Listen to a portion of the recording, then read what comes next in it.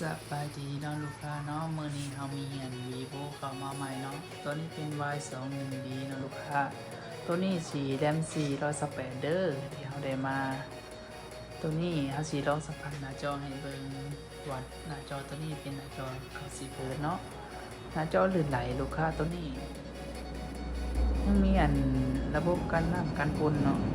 ในระดับ IP69 เลยตัวนี้แต่ของแจกของแถมมันมีหลายอย่างเลยตัวนี้บ่สิเป็นเครื่องพ่นไอ้น้ำบ่หรือว่าสิเป็นไฟไลท์สดขาตั้งกล้องลำโพงน้อยก็มีให้เด้อ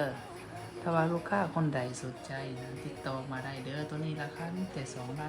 2,999,000 กีบนะลูกค้าเนาะกล้องหน้าใส่มา8ล้านพิกเซล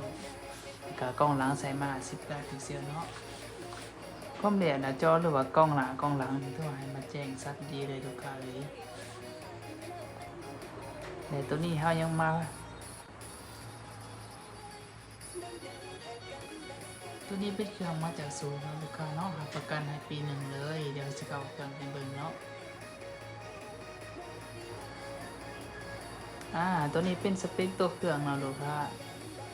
นี่จะมา128กิกเลยตัวนี้ถ้าว่าลูกค้าบ่มั่นใจเนาะในสินค้าเดี๋ยวสิกดอันเลขนี้มีให้เบิ่งเลยเพราะว่าตัวนี้เป็นเครื่องมาจากบริษัทเฮาตัวนี้นี่มีเลขอีมีครบเนาะโอเคเบิ่งงามลูกค้าสีม่วงนี่นะใครสนใจก็เข้ามาอุดหนุนพ่อค้าได้เด้อตัวนี้หั่นก็ตั้งด่วนปักซองลานำ2คอนนะลูกค้านั่นสีแยกไฟแดงนี่นะบนคิวรถนี่นะโอเค